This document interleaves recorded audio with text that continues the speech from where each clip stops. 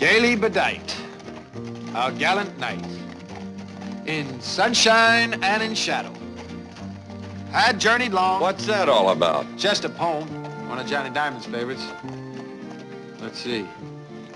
Gaily bedight, a gallant knight, in sunshine and in shadow, had journeyed long, singing a song, in search of El Dorado.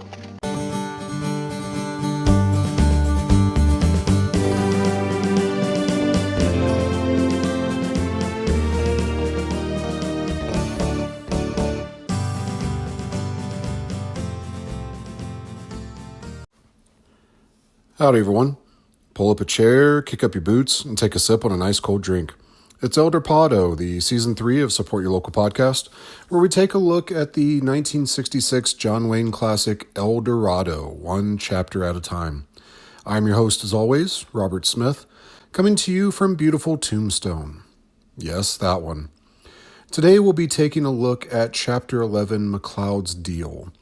We left off last chapter with Robert Mitchum and a well-turned calf sticking out of a bathtub, and we dissolve to nighttime outside.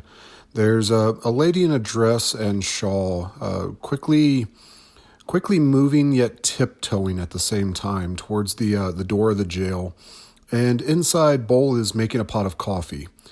Mississippi is sitting at the sheriff's desk playing with cards, and the Duke is standing over him, so we presume he's being snarky about something or another, given his asshole cattiness that we've seen throughout the movie.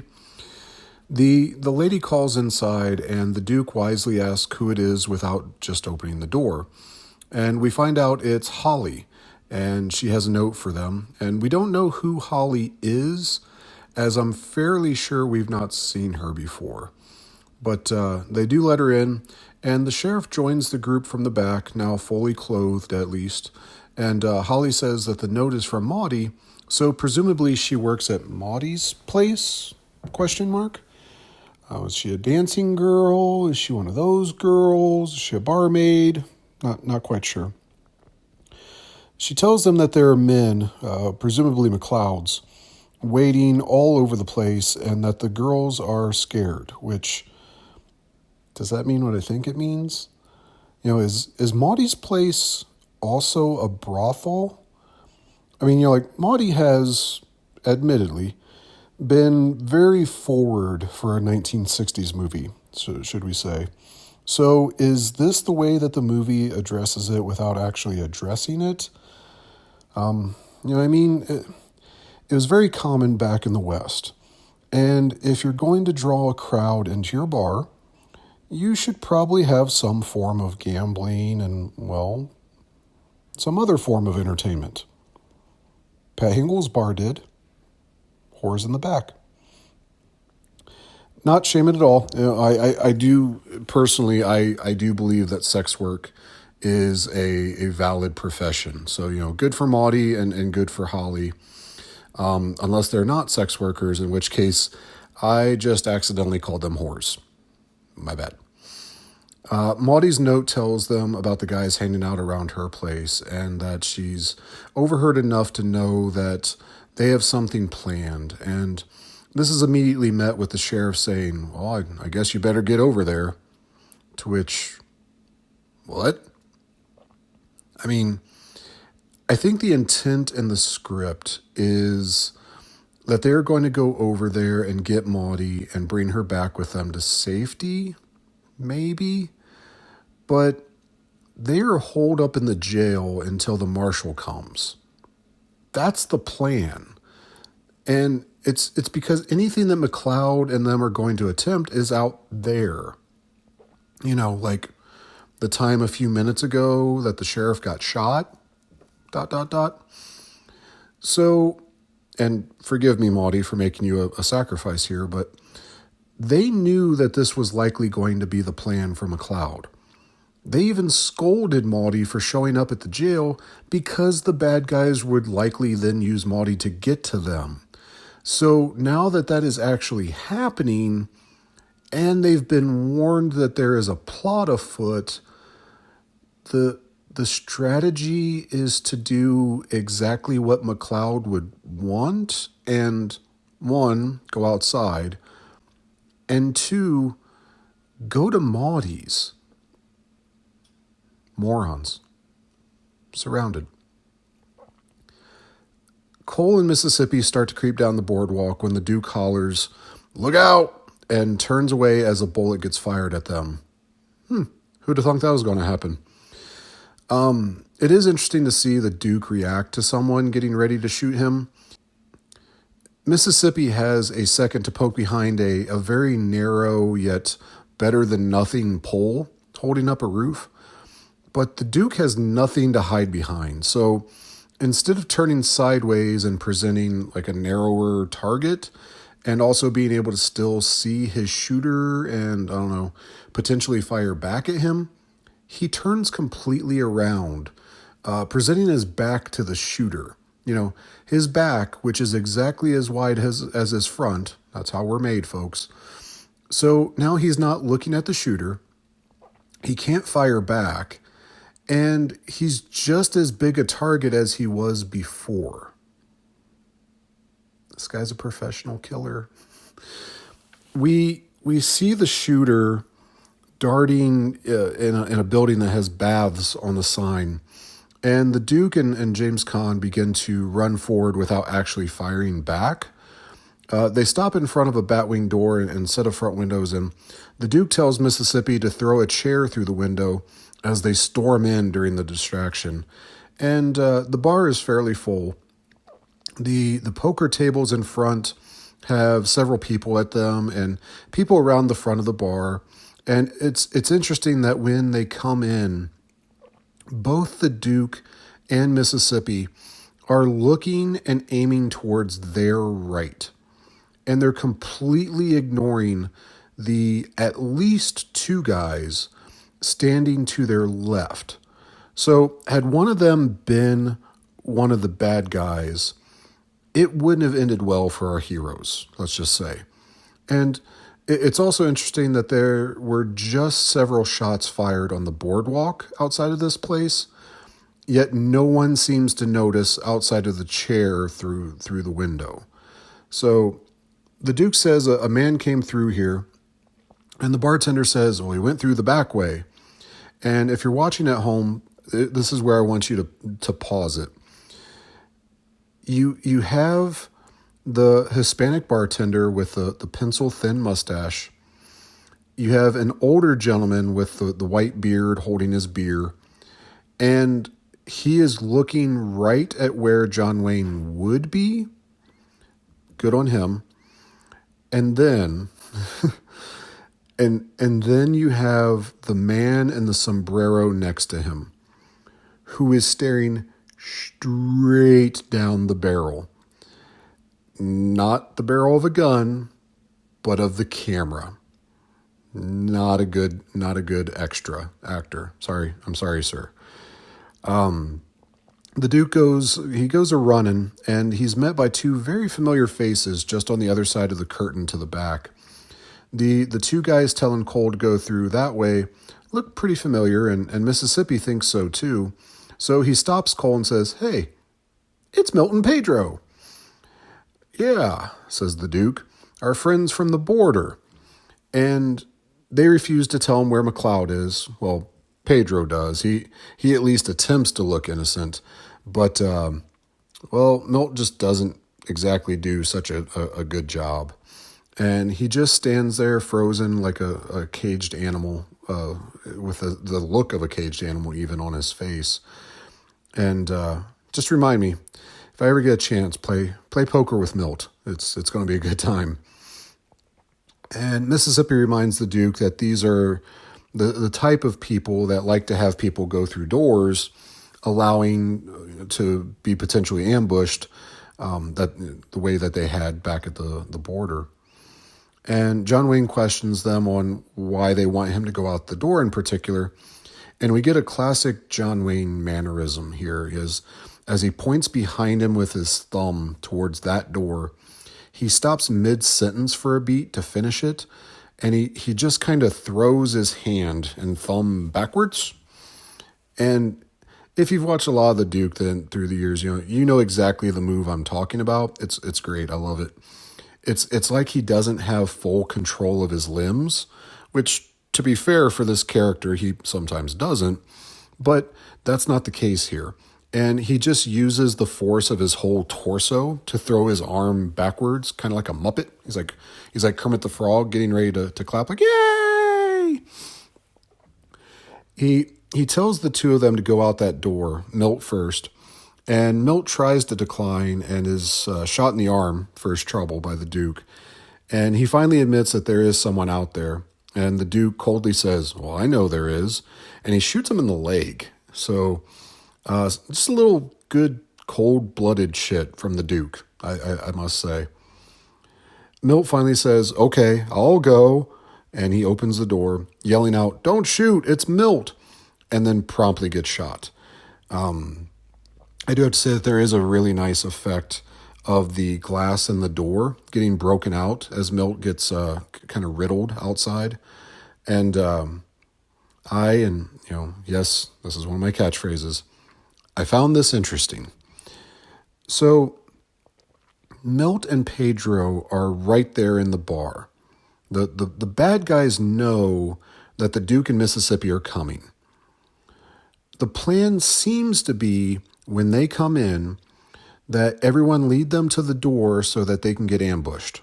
However, nowhere in that plan would you presume that there would have been further gunfire outside of the, outside of the initial shots out front. There shouldn't be any more gunfire. So when the guys waiting outside heard the three shots from the Duke, not knowing it was the Duke, as the glass in the door had designs on it, it's not see-through, it's not clear glass. Wouldn't they at least be hesitant for a second before firing on whoever walks out that door? What if someone got gun happy inside and they took out the Duke first? So then Milt is just opening the door to say, hey guys, come on back in, we got him. And why just start blasting the first thing that comes through that door? They presumably know there are potentially four good guys. Even if the guy shooting out front is the guy out back too, he knows that there are at least two good guys there, the Duke and Mississippi. So if they waylay the first guy through, is that just leaving Milt and Pedro to take out the second guy? Because that's a pretty shitty plan, if you ask me. I think they heard Milt. I think they even saw Milt. And they decided to take out Milt because Milt was the weak link and the one who could potentially lead on to the grand plan of Bull and his takeover of the city. Just saying. Pedro's turn is next, but he also initially refuses to go toward the door. And the Duke begins to shoot at his feet when his paralysis kicks in. And the Duke drops his gun and then himself to the floor. Mississippi's only stunned at witnessing this for a second, and he then blows Pedro away with his shotgun, the Swede special. And Mississippi goes to the downed Cole, and he asks if he's all right when the foreman for Jason comes up behind him and pistol whips him across the dome. We then see McCleod walking out of the back with Maudie in tow, and she's being led by some random baddie. And Cole's still awake, and McCleod tells a group of the bad guys to stand him up and take him out of there. We dissolve back to inside the jail, with JP staring longingly out the window, and Bull asks if he sees anything, and the sheriff just says there's barely anyone out on the street. And Bull says they sure enough ran into some trouble, and JP replies they should have been back or sent someone an hour ago. So, I'm again baffled by the sound dampening properties of this town. Earlier I said that no one in Maudie's place seemed to be, plussed by the shooting outside the door. And later, the bad guys outside didn't react to the shots inside from the Duke.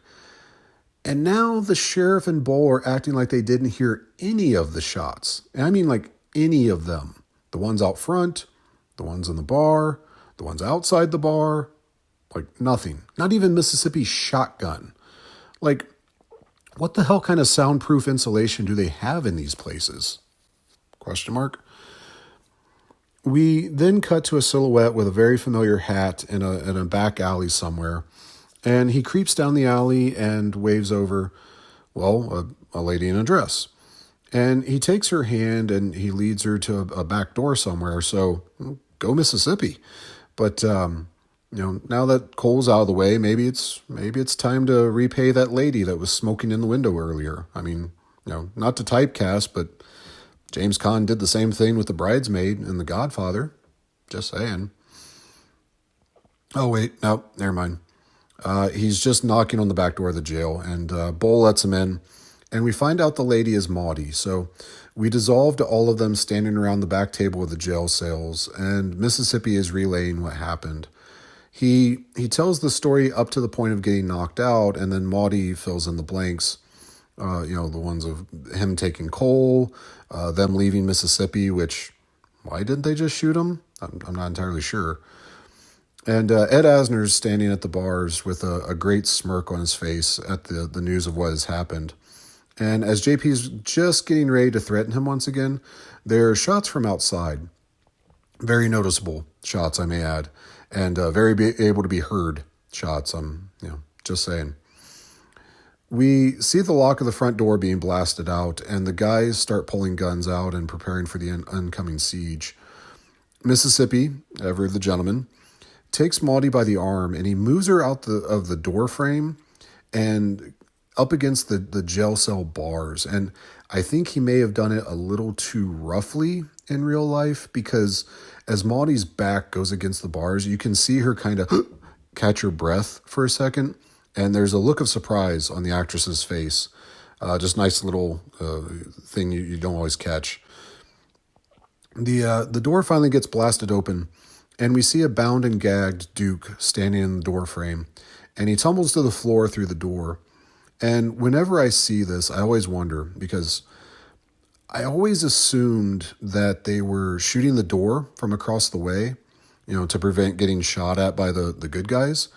But with the Duke taking up most of the door frame, he's a pretty big dude, that's a huge risk of him getting shot in the process and them losing their get Jason out of jail free card. So was someone standing next to the Duke shooting away at the door? We don't see anyone when it opens, but it just seems like a huge risk to the life of the Duke if they were shooting from anywhere else. McCleod hollers into the jail for JP, and he tells him that there's something wrong with Cole, but they didn't do it. So they understand the importance that Cole remain in one piece if they're going to be able to use him as a bargaining chip for Jason. And he then tells JP that there are 4 or 5 guns on him from across the street, which puts another check in the they shot from afar theory. I can't nail this one down for whatever reason. Anywho, the Duke is being watched, and JP replies that there are guns on Jason as well. McCleod planned for this, and they want to trade Cole for Jason, which the gagged Duke mumbles something, presumably don't do it. And Bull agrees, with Jason out and about, what is stopping McCleod from just running roughshod over everything? And unfortunately, JP still wants it done, presumably because of the love he's shared with the Duke. And this would have been the perfect time to unveil Bull's grand scheme. He turns around and he blasts Mississippi in the face, and then he either shoots or gun whips a stunned JP, and then a confused, then happy Jason thanks Bull for finally seeing the right way, and he expects Bull to then open the cell for him. Except Bull says a cool line, and then he paints the cell walls with Jason's blood by blasting him through the bars. And then the Saw music starts playing as we see a wide-eyed Cole on the ground looking up at a blood-splattered Bull, and he just says, "Game over. Cue Hello Zeb. Dun dun dun." But that's not what happens. They just let Jason out of the cell, and they walk him towards the door, telling him to leave and shut the door behind you. Stupid censors. There is a nice moment where he looks at JP and he says, "Hey, the Duke's legs are blocking the door." And so he moves him out of the way and he tiptoes through. And he almost looks apologetic as he's doing it. It is a nice touch by Ed Asner. No offense, Cole, this is nothing personal. And as soon as the door is shut, the guys scramble into action. Mississippi puts Cole out of the way, and Bull puts a foot locker from beside the door, and he starts to barricade it. Now, granted, I've never actually been in a lockdown situation where I've needed to barricade myself in, thankfully, knock on wood. But if that locker is light enough for Bull to move it the way he does, it's not going to do much when one good shoulder to the door is just going to scoot it across the floor. Cole starts bitching at JP for the bum deal he just made, so at least we know the Duke will be okay, his usual, snarky self. And he tells JP that he sold out the whole McDonald family for saving him, and though it's his fault, they're going to blame JP. And McCleod hollers back into the jail that he's sorry for Cole that it had to end this way, and that he'll always wonder which of them was the best. We end our scene with Cole having to contemplate that as well. And there's a few brief seconds of back at what we have been assuming is JP's, with Maudie taking a tray of food and drink from Maria. But what happens next? What exactly is that vest thing the sheriff's wearing? Will Maudie not only, not bounce Cole around too much, helping him recover? Is this all still going according to Bull's plan? Find out this and more when we return next time with El Dorado. But until then, folks, as always, please check us out on Facebook and Instagram. We are at Support Your Local Podcast. Please take the time to like and follow us there. It's huge for us. It really makes me do a little happy dance every time I see it. And if you do have a free moment, something that is absolutely free to you, but can help me out a great deal with, is rating and reviewing us on whatever podcatcher you find us on. But until we meet again, folks, I love you. Please, please, please support your local podcast. And when his strength failed him at length, he met a pilgrim shadow. Shadow, said he, where can it be? This land called El Dorado. Over the mountains of the moon, down the valley of the shadow. Ride, boldly ride, the shade replied. You search for El Dorado,